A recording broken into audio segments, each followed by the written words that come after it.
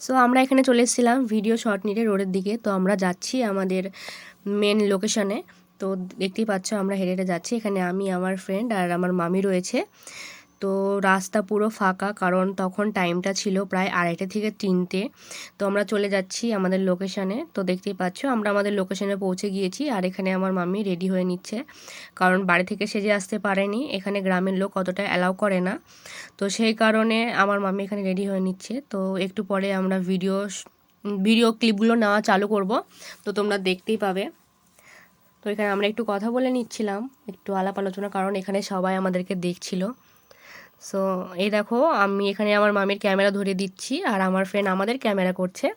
তো মামি নাচছে। তো আমাদের ভিডিওটি যদি ভালো লাগে তো মামি ফেসবুক আইডিতে গিয়ে নমিতা গোপ নামে সার্চ করবেন, চলে আসবে।